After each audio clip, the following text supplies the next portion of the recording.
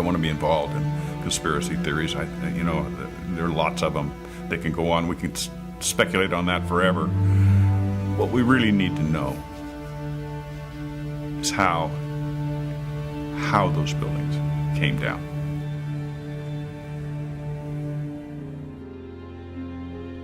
My husband Steve was 48 years old when he was killed on September 11th, 2001. He was in the North Tower on the 104th floor.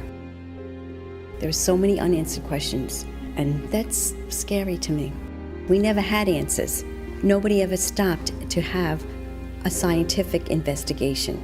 A scientific investigation. A scientific investigation. Tribute lights in the New York skyline. An annual memorial to the lives lost on 9/11. Yet there's still more light that needs to shine, revealing truths that their family members deserve to know. September 11th, 2001, a day that changed history. 4 planes went silent and off course. 2 of those planes crashed into the World Trade Center Twin Towers.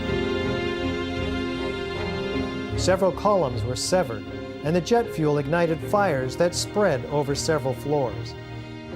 About an hour later, millions watched in shock as both towers were suddenly and rapidly destroyed, killing almost 3,000 people, for whom truth and justice may have yet to be served. Hi, I'm Richard Gage, AIA, licensed architect of over 20 years and member of the American Institute of Architects. I'm founder of Architects and Engineers for 9/11 Truth, a nonprofit organization of well over 1,000 technical and building professionals. According to official government reports, the fires weakened the structural steel framing of both twin towers, leading to sudden, progressive, and total collapses. Unknown to most people, a third steel frame high-rise, World Trade Center 7, was also destroyed. Critical questions have been raised by more than 1,500 architects and engineers about the official explanations for the destruction of all 3 of these buildings. Along with more than 10,000 other concerned individuals, these professionals, collectively comprising more than 25,000 years of experience, have signed our petition. They're calling for a new investigation into the destruction of these 3 World Trade Center high-rises. This call is based on evidence that reveals a very different destruction scenario than reported by government engineers. This includes abundant scientific forensic data and eyewitness testimony that was omitted from the official reports. You'll be seeing this evidence and hearing from dozens of these technical experts, including many who are among the top in their respective fields. I claim they're not doing science at all. They're doing propaganda or publicity or whatever they're doing, but it's not science. It's not playing by the rules of science. We at AE 9/11 Truth take President Obama at his word in his affirmation to the American people during his inauguration. How do we accomplish this? We've done our best by using the scientific method, examining the evidence from the World Trade Center and developing unbiased conclusions from unbiased experts in their fields. As coherent sets of scientific facts are brought into focus by the experts, the data, and the witnesses in this film, you'll come to a much greater understanding of the events of 9/11 and will be in a position to draw your own informed conclusions. Of course, the ones still most affected by the events of that tragic day are the family members of the victims lost on 9/11. Several have asked to appear in this documentary. Although our focus will be primarily technical, we are deeply moved and honored to give them the opportunity to speak directly to you. Now, let's hear from the AE 9/11 Truth professional petition signers who will share with you what conclusions they came to. Among these experts are high-rise architects and engineers in the fields of structural design, materials science, chemistry, fire protection, metallurgy, as well as physicists, explosives experts, and demolition technicians. Also, psychologists, therapists, and counselors, along with theologian David Ray Griffin, who have a deep understanding of the personal issues associated with 9/11, will explain why it is so difficult for us to come to terms with the reality of these events, and learn how we can help ourselves and others with this difficult yet vital responsibility. We were confident, we felt secure, and all of a sudden that security collapsed. So the question becomes why? Why is it that people have so much trouble hearing this information? When your beliefs are challenged, fear and anxiety are created. We don't have leaders who would do those things. I believe that to be the kind of country that we think we are, we have to face some of the things that are not as we think they are. We need the truth in order to heal.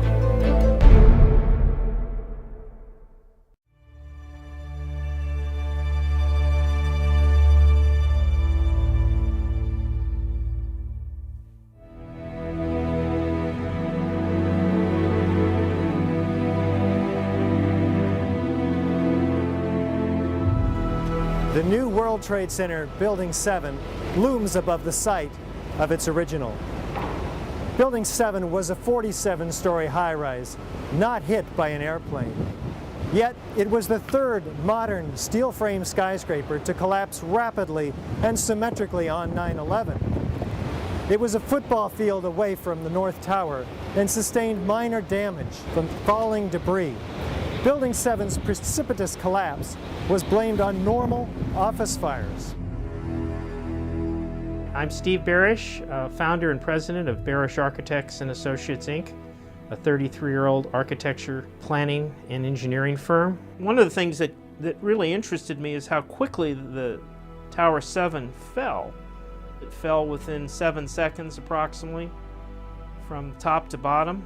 This building was built in the mid-'80s and met all the codes at the time. From about 1965 until about 1985, most of my experience has been in high-rise, multi-story steel buildings. NIST would have us to believe that these was a typical office fire, scattered office fires, if you will, that brought this building down. Since the mid-'60s, I've tried to follow high-rise fires because they're something we worry a lot about as we design these buildings. And I'm not aware of any high-rise building that have come down as a result of fires. The coup de grace for me was when I found out that Building 7 had collapsed later that day, and when I saw Building 7 come down. To me, the fact that it looks like a perfect controlled demolition of an intact building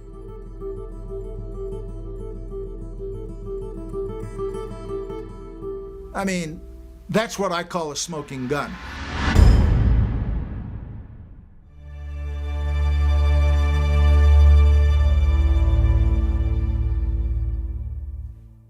Was the structural steel from World Trade Center 7 preserved, documented, analyzed according to standard procedures for investigating engineering failures? 400 truckloads per day of material were taken away from the World Trade Center site and sent to China for recycling. There were laws violated in the destruction of that evidence. And for the American Society of Civil Engineers to ignore those events is extremely disturbing and is a violation, in my opinion, of their professional code of ethics. It was contrary to the way all investigations are done. If an airplane crashes, they seal off the entire area, nobody touches anything, they move it to a secure location, and they reconstruct an aircraft. Normally, when you have a structural failure, you carefully go through the debris field, looking at each item, photographing every beam as it collapsed and every column where it is in the ground, and you pick them up very carefully and you look at each element. We were unable to do that in the case of Tower 7. You can't do science when you are deprived of the evidence and when your hypothesis is the least valid instead of the most likely. When the most likely hypothesis in the case of Building 7 wasn't even mentioned. This is not science. It's trying to prove preconceived ideas.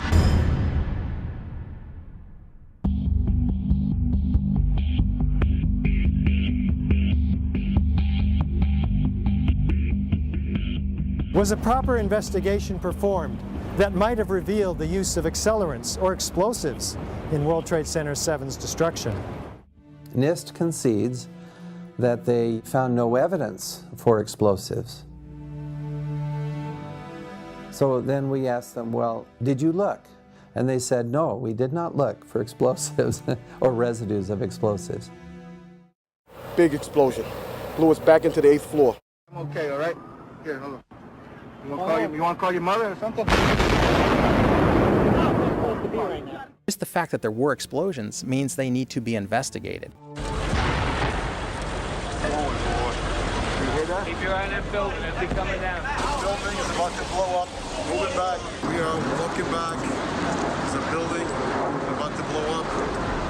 We don't have the real story on what happened because there wasn't a proper investigation done.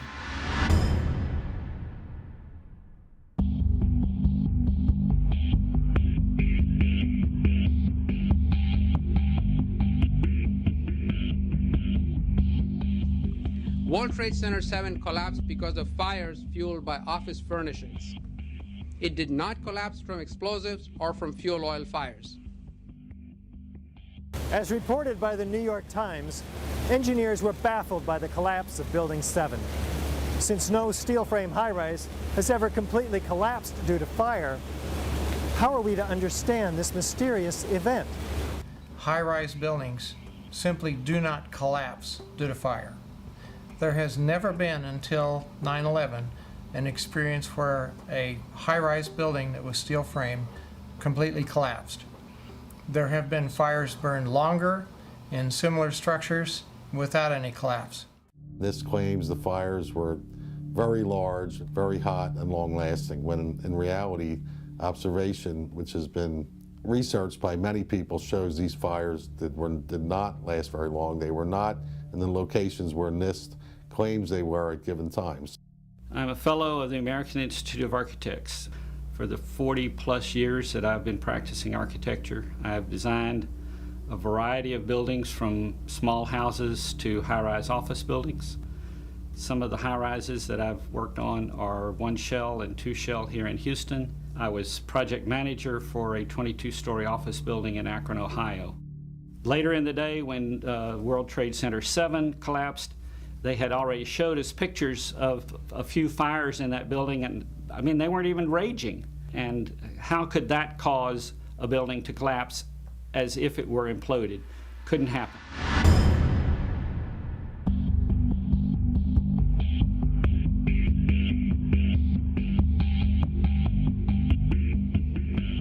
According to lead investigator Shyam Sunder of the National Institute for Standards and Technology, NIST, World Trade Center 7 collapsed at free-fall acceleration for more than 100 feet of its fall.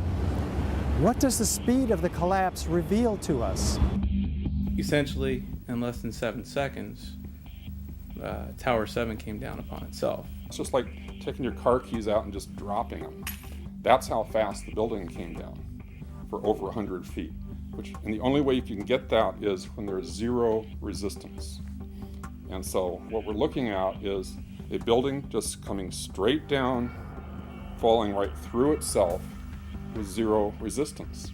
Buildings don't have zero resistance, which is why you feel comfortable walking into a building.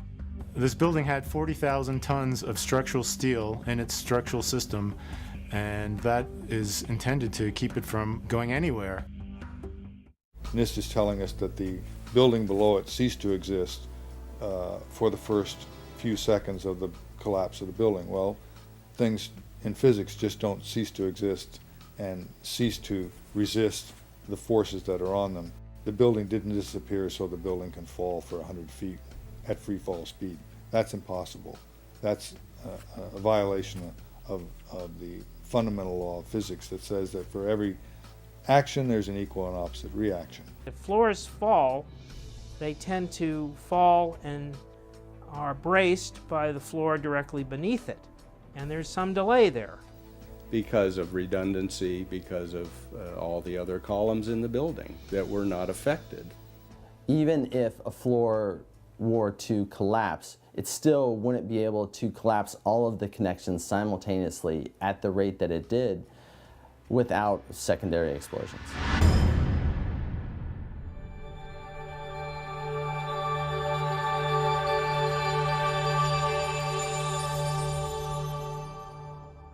We might anticipate that an unevenly damaged building would fall over. Yet, videos of the collapse of Building 7 show a fairly symmetrical fall. How do we make sense of this? If the buildings had come down by fire, we would have seen a more natural progression of collapse. And clearly a more asymmetrical pattern should have been present.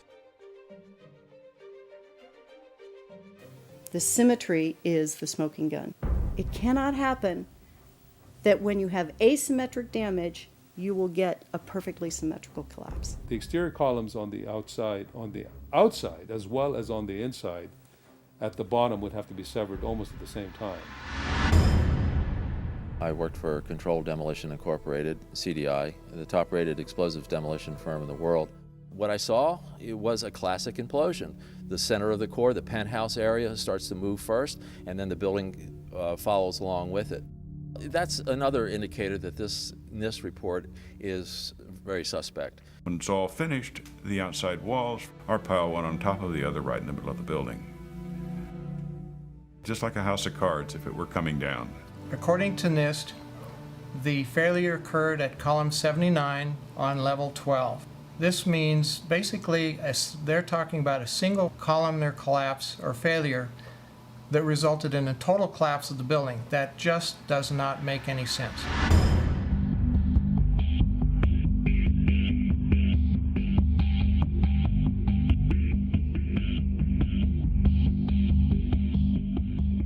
The explanations from FEMA and from NIST don't add up. But there is enormous circumstantial evidence, circumstantial and actually physical evidence as well, that would lead us to a different conclusion. And the conclusion is controlled demolition. Dit is controlled demolition. Zeker weten. Zeker weten. Er is nagesprongen. Dit is in opdracht gebeurd. Dit heeft een team gedaan van experts. Building 7 to me is really what gives it away, because that's a classic case of controlled demolition.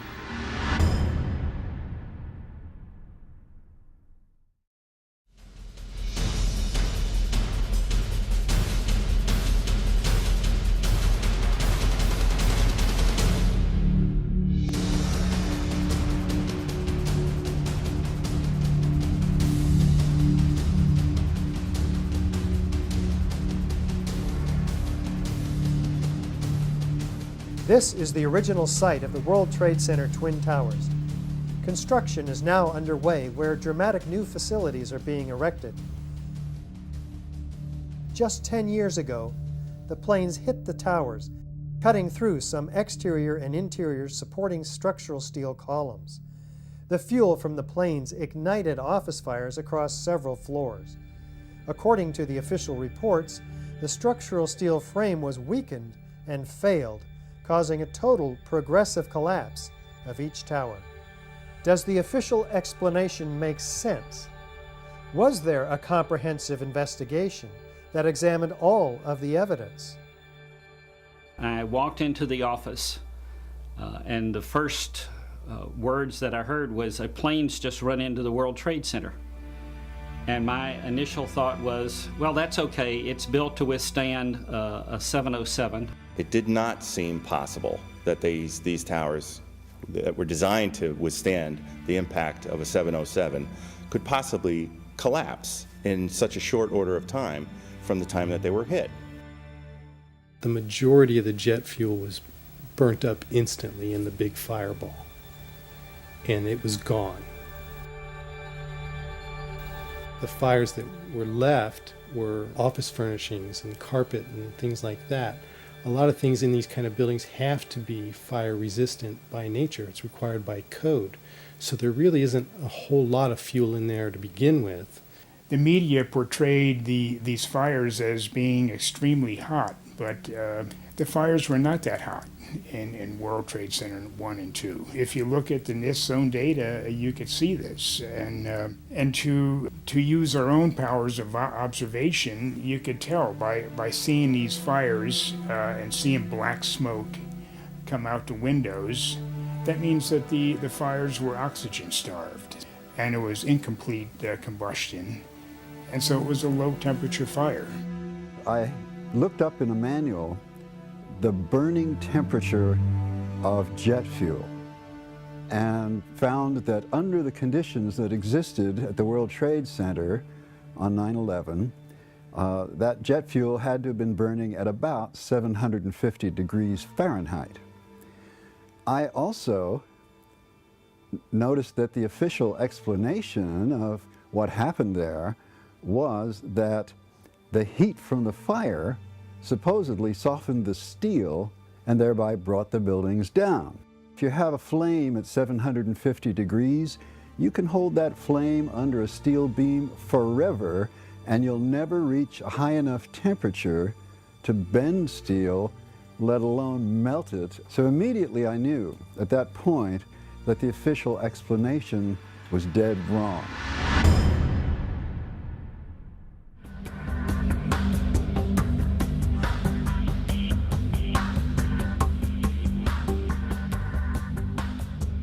Rather than a slow groaning collapse that we might anticipate, the Twin Towers show in the videos a very rapid, sudden onset of destruction. What does this imply? This claimed that the upper section of each of the towers crushed the lower section. However, when you watch video closely, in the case of World Trade Center 1, you'll see that the upper section disintegrates itself. It appears to be a controlled demolition of its own of the upper section. The top section, pushing on the bottom section, it's going to meet equal forces as it goes. Both sections are going to be demolished at the same rate. So by the time you've crushed up 15 stories below it, the top 15 stories are also going to be crushed. And so there's nothing left now to crush the rest of the building. You're looking for a jolt.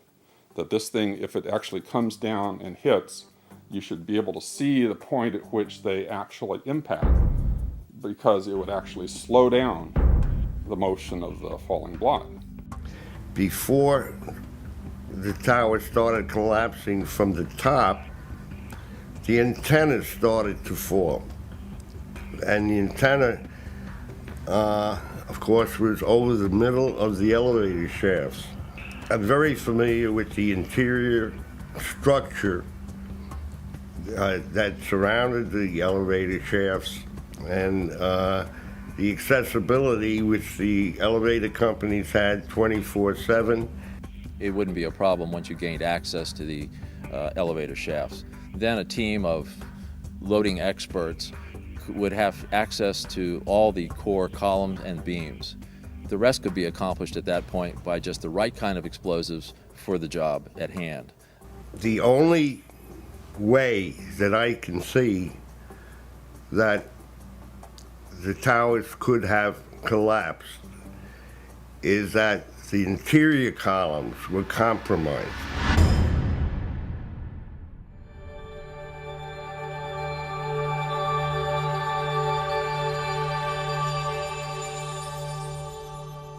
Over 100 first responders reported sounds of explosions and flashes of light at the onset of destruction of both towers. These were not discussed in the NIST report. What did these eyewitnesses actually see and hear? As we were getting our gear on and making our way to the stairway, there was a heavy-duty explosion inside the lobby. We stuck on the stairs for a while. We finally got down to the lobby. Then we get to the lobby, it was this big explosion. There were numerous secondary explosions taking place in that building. There were continuous explosions. white fluids that are popping out. It was as if they had detonated. Yeah, as if they were planned to take down a building. Boom, boom, boom, boom, boom, boom, boom. And it just started going pop. It just started going boom, boom, boom, boom, boom. And he goes, how fast? I go like firecrackers. They're reporting exactly what I would expect. You're hearing boom, boom, boom, boom, boom, waves of explosions going off. Not one massive big boom. There's so many videos of witnesses from that day that report explosions. There's radio transmissions from the FDNY. We have the transcripts that were recorded, back in 2001 of all these firefighters and first responders reporting explosions. This testimony should have caused the presumption that there was a good chance explosive residue would be found and justified testing for it, rather than the opposite. It doesn't look like a collapse. It's like a huge mushrooming, billowing kind of an event.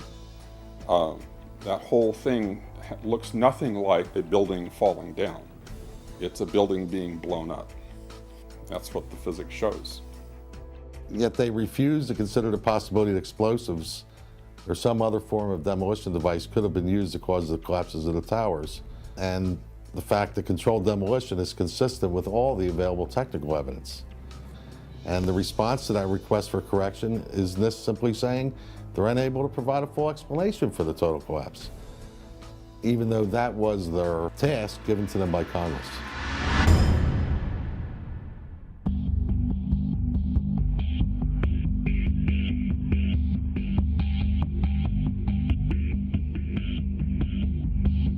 FEMA documents a 1,200-foot diameter debris field around each tower.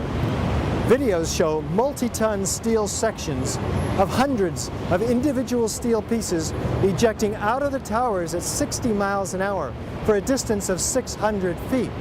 They also show clouds of debris pulverized in mid-air and isolated explosive ejections as many as 60 stories below the so-called crush zone. Videos also show the near total destruction of both towers. What does all this tell us about the forces and energies involved in the destruction? Large multi-ton beams were hurled hundreds of yards laterally. Gravity works vertically, not laterally.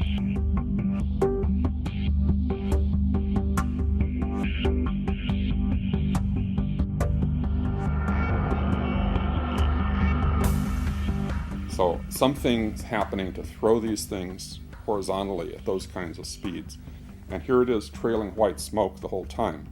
It really is indicative of some kind of explosion. The individual explosions that I noticed 20 and 30 and 40 stories below the collapsing structure. And naysayers tend to say, well, that's just air being blown out the windows. I mean, it doesn't really work to say it's just air pressure. And I've estimated these are coming out faster than 100 miles an hour. The floors pancaking upon themselves would create gushes of air out the side, but not the kind of explosive force that we saw that would throw I-beams across the street into the windows of other buildings. The ejection of the materials out of the building, the manner in which it fell, the speed at which it fell, exhibited all the signs of demolitions and the completeness of the destruction down to their individual elements. As an architect, I would expect to see larger portions of the building floors, the decking, the steel decking, the concrete topping, much larger remnants of what the structural components of this building was. What happened to the concrete? The concrete was pulverized, and I was down here Tuesday, and it was like you were on a foreign planet. All of lower Manhattan, not just this site, from river to river, there was dust powder 2-3 inches thick. The concrete was just pulverized.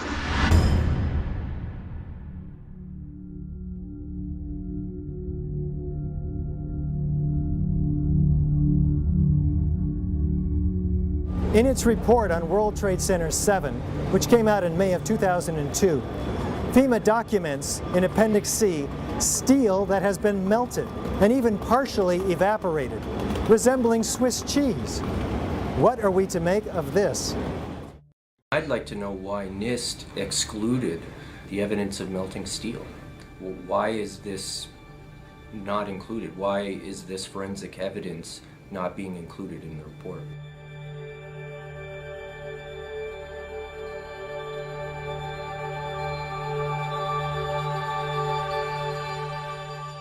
First of all, let's go back to your basic premise that there was a pool of molten steel. I know of absolutely nobody, no eyewitness who said so, nobody who's produced it. You'd get down below and you'd see molten steel running down the channel rails. Like you're in a foundry. Yeah, like lava. Like it was lava from a volcano. Actually melted beams where it was molten steel that was being dug out. Underground, it was still so hot that molten metal dripped down the sides of a wall. It's this fused element of steel, molten steel and concrete and all of these things all fused by the heat into one single element. And they pulled off a big block of concrete, and there was like a little river of steel flowing.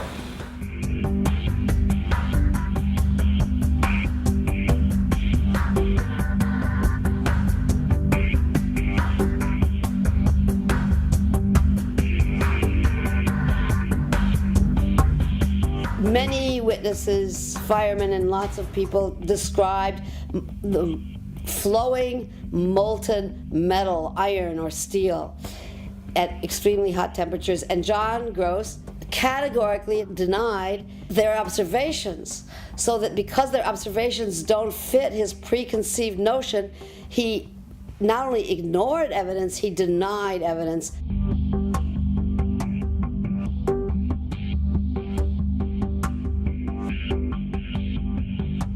There were reports of molten steel having been seen in the rubble pile of all three buildings, and I knew that jet fuel, which is essentially kerosene, is not capable of melting steel nor iron. Kerosene or jet fuel burns at less than 1600 degrees Fahrenheit. And molten steel needs at least 2,700 degrees Fahrenheit in order to melt. In an office fire, you cannot generate enough heat to melt steel. And yet we have evidence of molten iron in the microspheres, in the rubble pile, and the metal pouring out of the side of the tower. So what is this molten metal? It's a direct evidence for the use of thermite. An incendiary used by the military, thermite is a compound of iron oxide and aluminum, which when ignited sustains an extreme heat reaction, creating molten iron. In just 2 seconds, thermite can reach temperatures over 4,500 degrees Fahrenheit, quite enough to liquefy steel. We know that open-air fires cannot burn hot enough to melt steel, but metal had melted at the base of the towers.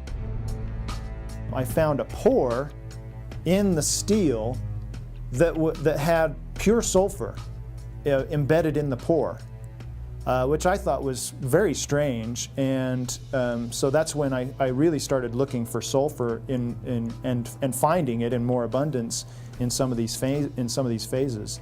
There's a government theory that calcium sulfate from gypsum boards was the source of sulfur, and that's wrong.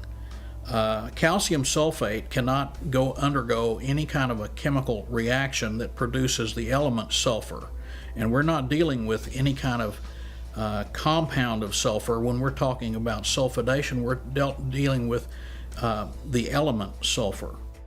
There's a version of thermite called thermate, which has sulfur in the thermate. And what the sulfur does is it's sort of like salt on ice. And it just basically makes the steel melt at a lower temperature. And if you do a search on Google for thermite and building demolition, you can find devices that have been fabricated and invented that use thermite for building demolitions. In the case of thermite cutting charges, you would have heard far less noise, since they are worked by thermal heating, melting of the steel, rather than an explosive cutting as in RDX charges. Overflights had detected with infrared camera 1,400 degree Fahrenheit hotspots on the surface of ground zero, and that being there for a week indicates that there was something very hot going on below the surface. So thermite would also explain potentially the fact that the fires could not be put out at ground zero. The fires lasted for quite a while, but most importantly, they were deep within the pile, where people would expect that the environment was oxygen starved. And thermite could explain this because it has its own oxidant within. It's actually the metallic oxide that provides the oxidant to allow the incendiary thermite reaction to occur, even underwater.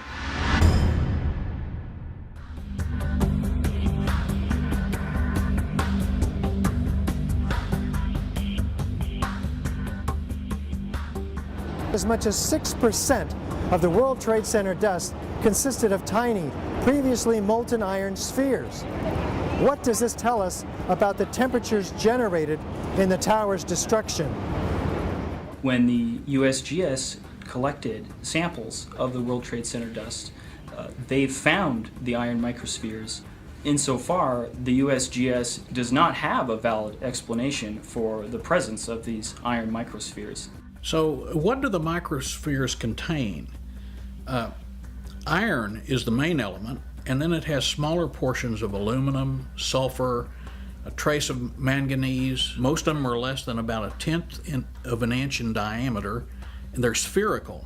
And they're found in all of the dust blown out of the buildings during collapse, no matter where in Manhattan that dust is picked up. You must have had a much hotter heat source for you to get 2,700 degrees Fahrenheit in order to melt the iron to get these molten spheres.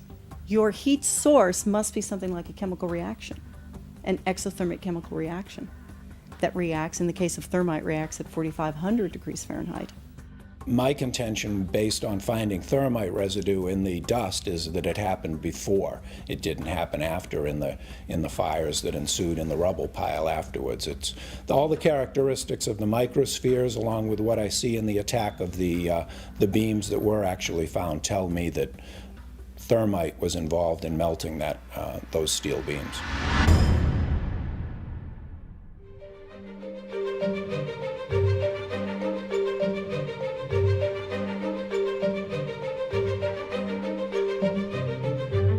Out of the ashes of the World Trade Center devastation rises the Freedom Tower, whose foundation, however, is shrouded in question.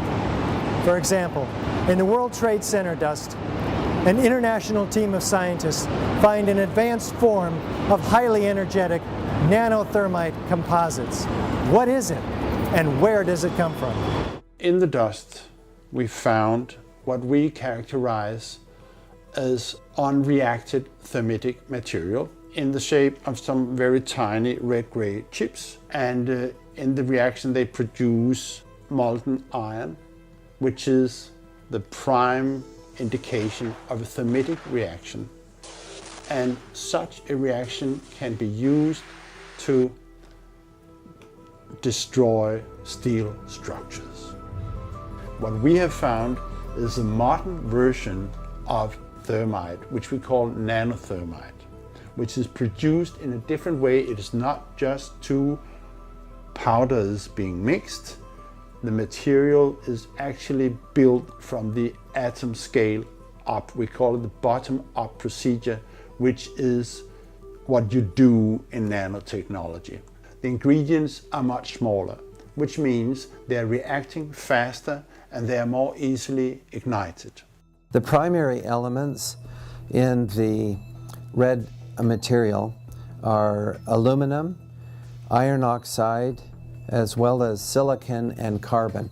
The iron oxide appears in faceted grains, approximately 100 nanometers across. The aluminum appears in thin platelets, about 40 nanometers thick.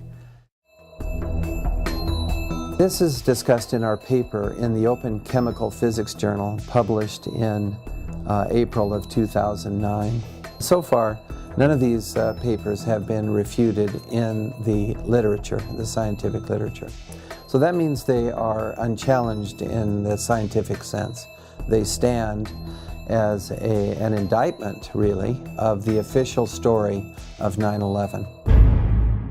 We also took paint that came off of the WTC steel and looked at that in the SEM and did a compositional analysis of that and found that it was not similar to the red-gray chip or the red layer of the red-gray chips. This cannot be paint. Paint does not have these exotic properties. It's impossible. This is material that is of military use that really shouldn't be there.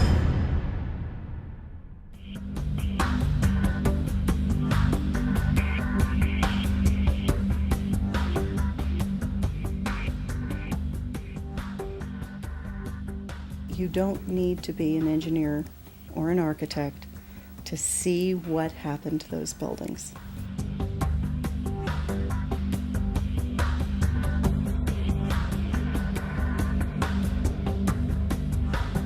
Any honest investigator would be looking at this and looking for explosives and so forth. The NIST investigation didn't go there. They just would not look for explosives. This has been the work of independent researchers, not NIST. So the preconceived notion of NIST is that there's no evidence for explosives, and so there's no point in looking. That is the most unscientific thing that you can possibly think of, not to look because you don't expect to find evidence, and in fact the evidence is overwhelming that these red-gray crystals are very high temperature incendiaries. They state these conclusions for which there's virtually no evidence, and then they ignore conclusions that can be drawn from the evidence.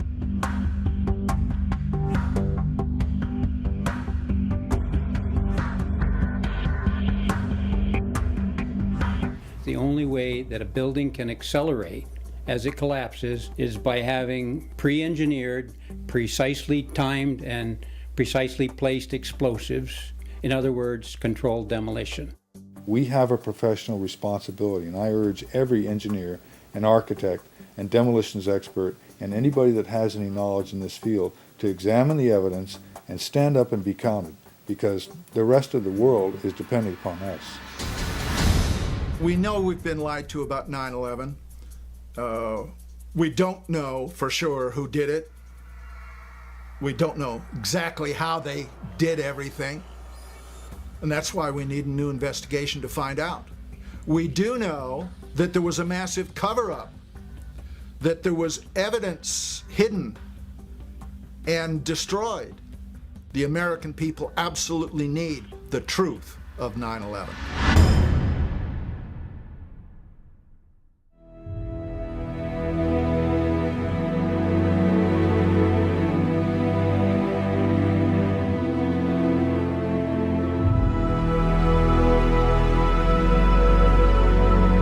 Some kind of consciousness raising on my part before I was willing to look at the possibilities. And really, you need to go where the evidence leads. Let's look at it objectively. Let's look at the evidence, not these fabricated computer models and hearsay and all these predetermined conclusions. Let's really open it up again and investigate this thing properly, and then come to conclusions. I strongly support an independent investigation that would be independent of the government, independent of all of the influences that obviously were in effect during the NIST investigation. What happened on 9/11 is not something that is just going to go away. This is very pertinent to us today. I wish to further the investigation, and I want to make a difference because I want this to be a safe and better place for my children. I signed the petition on the Architect and Engineers 9/11 Truth website mainly because I wanted to stand behind the families that lost people on 9/11. The 9/11 Truth movement was started by the families that lost loved ones on that day, and they were all out there alone screaming for help, and our own country was ignoring them and ignoring their needs and not taking care of them the way we should have after that happened.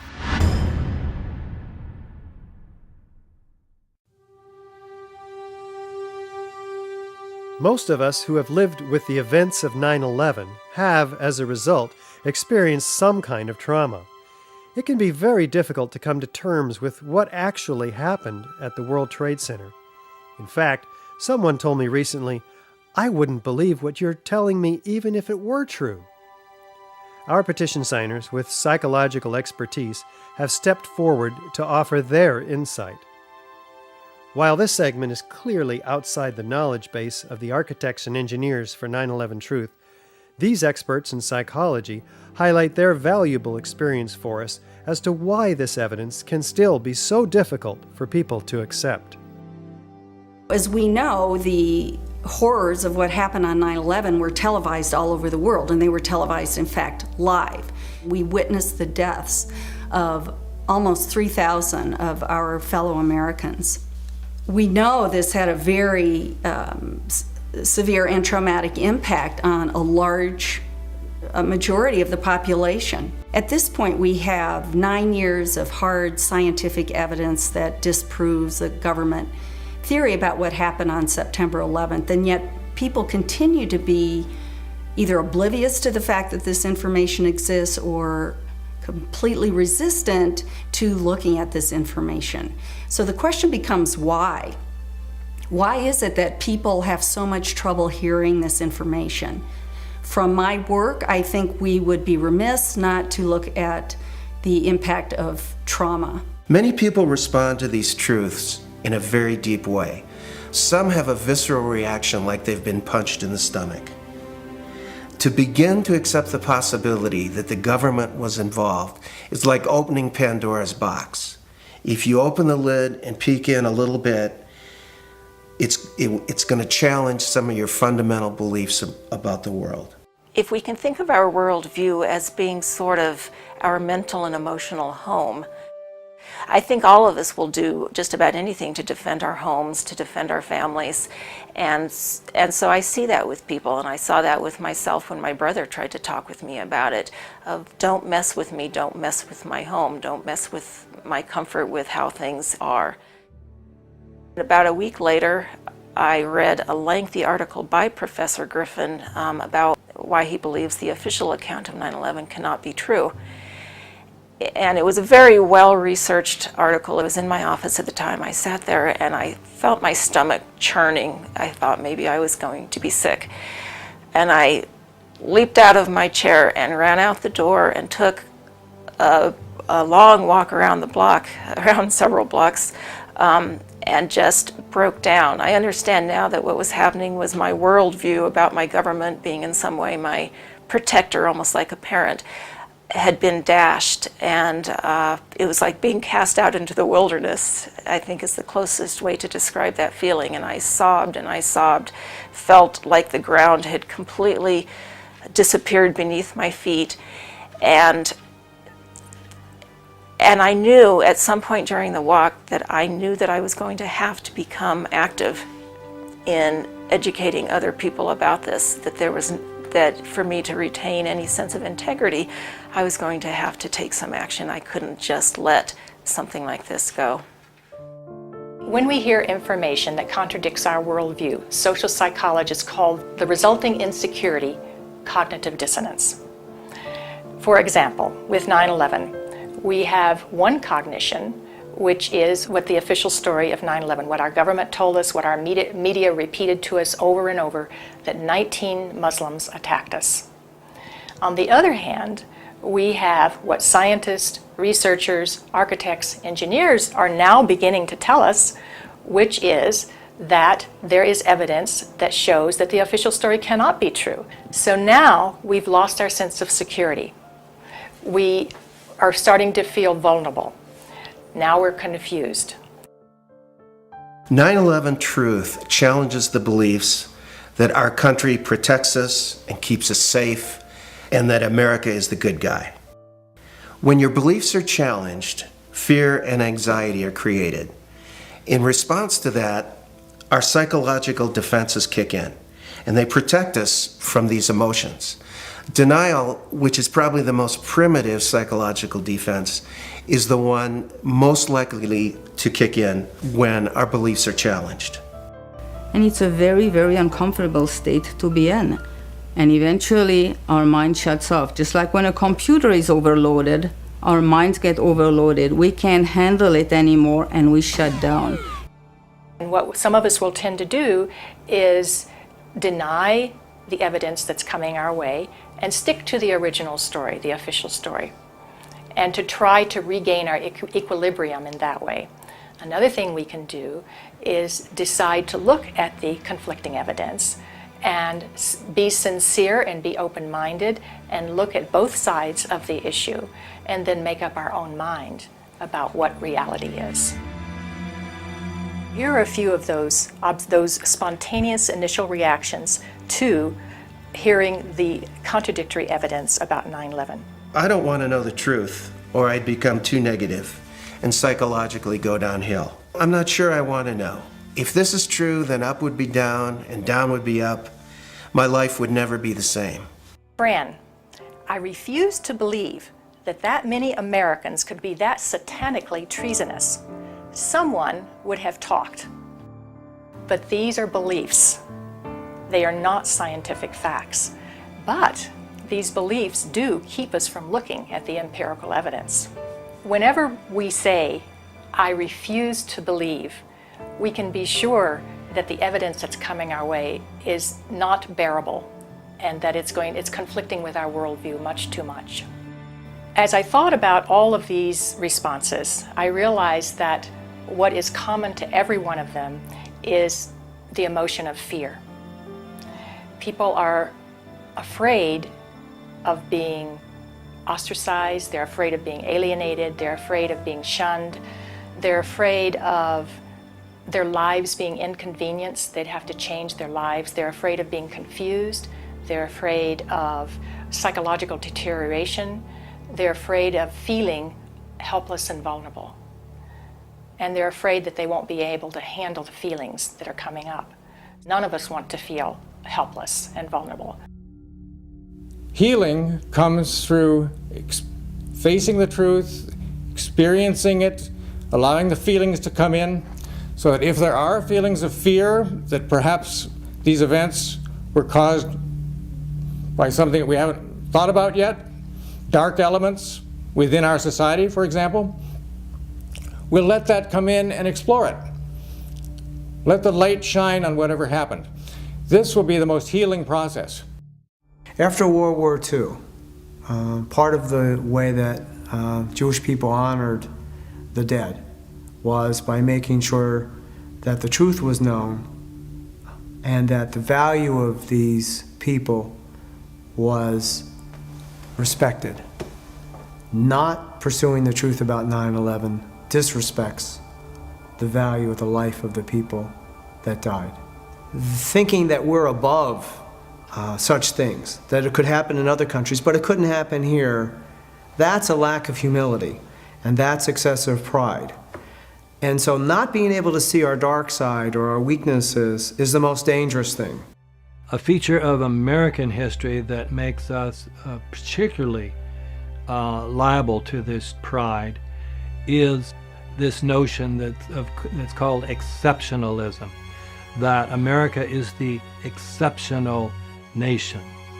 And that began from the beginning. As this country was formed, the people would say, well, there was so much evil in the European countries, so much cheating, so much lying, so much using the people for the ruler's purposes, but not in America. We have leaders that are free from those sins. So I think this has made 9/11 particularly difficult for Americans. So we need to understand that questioning is patriotic. Questioning is what we're supposed to do as citizens. That's our duty. When something like 9/11 happens, we need to be sure that we have a real investigation into who the perpetrators are, and then we need to be sure that those perpetrators are held legally accountable. It's part of the healing process on the individual level as on the collective level.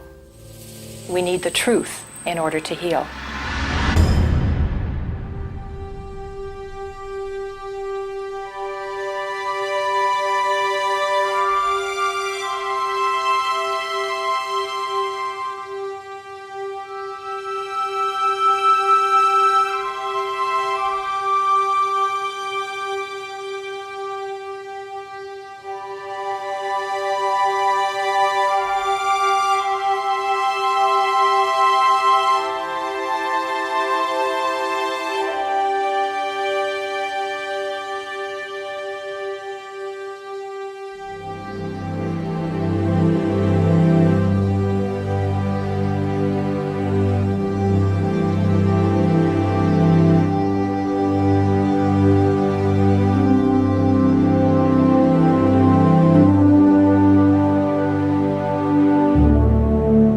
My name is Bob McIlvaine.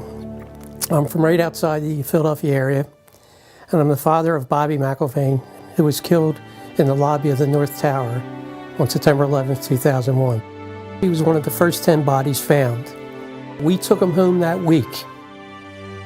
We were one of the few. I finally found the doctor who examined him.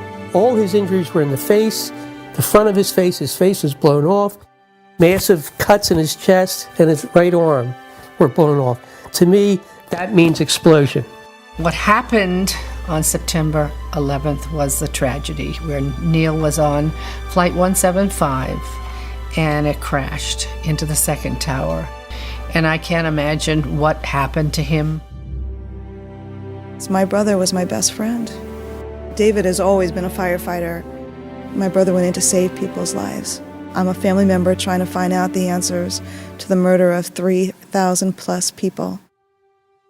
I'm Jane Policino. My husband Steve was 48 years old when he was killed on September 11th. I have no identification. Why is that? It seems to me we should know why over 1,000 victims there are no trace for, and no identification, no trace of over 1,000 victims. Just a few years ago, they were still finding body parts on the roofs of buildings. What is that? We should know why there are over 700 bone fragments found on the top of Deutsche Bank building less than a half an inch long. We should have that information. Why were they up there? Why weren't they found? What kind of explosion was there? And the explosions were brought up many a times, talking to firemen, talking to medics, talking to everyone. Everybody talked about these explosions. I want the officials that are in power to ask the questions. I want answers. Please look at architects and engineers. People all around the world, scientists, all around the world are questioning this. When you bring science into the equation, that's so important because you can't argue against science. And there's some deep, deep explaining to do. The bottom line is that it needs to be investigated properly. We will never heal. This country will never, ever, ever forget that day. We have to demand a new investigation. I want justice here.